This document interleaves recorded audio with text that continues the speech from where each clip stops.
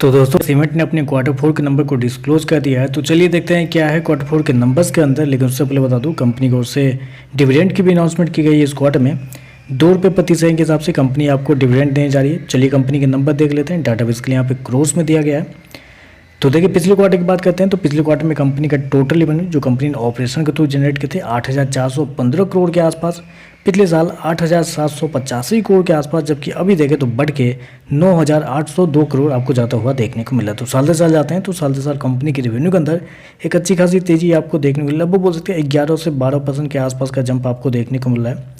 जबकि quarterly base पे जाते हैं तो क्वार्टरली बेस भी कंपनी के रेवेन्यू के अंदर एक अच्छी खासी तेजी आपको देखने को मिला है। लगभग बोल सकते हैं 17% के आसपास का जंप है। तो कंपनी का रेवेन्यू देखें तो इस क्वार्टर में बढ़ता हुआ देखने को मिला है, साल से साल क्वार्टर दोनों। हालांकि मार्केट का मानना भी था कि कंपनी के रेवेन्यू के अंदर एक अच्छी खासी तेजी आपको देखने को मिल सकती है। मार्केट का मानना था लगभग 9,900 करोड़ के आसपास का अनुमान था, जबकि कंपनी 9,800 करोड़ हो गया। तो आप कह सकते हैं लगभग इनलाइन कंपनी के रेवेन्यू आपको देखने को मिल रहा है। खर्चे की बात करते हैं तो देखिए पिछले क्वार्टर में 8,347 करोड़ खर्च किए थे। पिछले साल 7,747 करोड़, जबकि अभी देखें तो 8,821 करोड़ के आसपास आपको देखने को मिला। तो खर्चे भी देखें तो खर्चे भी कंपनी के साल से साल तो ठीक है, लेकिन क्वार्टरली बेस पे देखते हैं तो थोड़ा सा ज़्यादा इस क्वार्टर में देखने को मिल रहा है। चलिए कंपनी का प्रॉफिट क्या निकलता है पहले वो देखते हैं।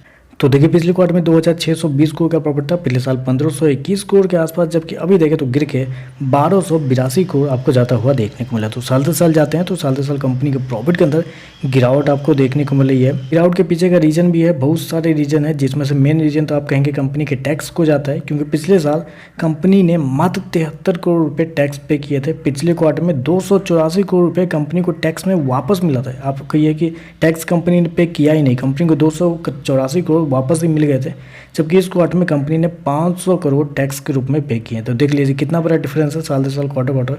तो कंपनी के टैक्स बहुत ज़्यादा इस क्वार्टर में लगे, या आप ये भी कर सकते हैं पिछले साल अब पिछले क्वार्टर कंपनी को टैक्स बहुत कम लगे थे, जिसकी वजह से इतना बड़ा डिफरेंस आपको देखने को मिल रहा है।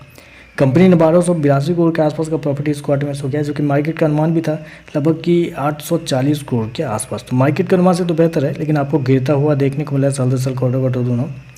ईपीएस की बात करते हैं तो देखिए पिछले क्वार्टर में कंपनी का ईपीएस 8 रुपये 60 पैसे के आसपास, पिछले साल 5 रुपये 30 पैसे, अभी देखें तो 3 रुपये 88 पैसे आपको देखने को मिला। तो ओवरऑल लगा देखा जाए तो नंबर पॉजिटिव कर सकते हैं इसको बेसिकली।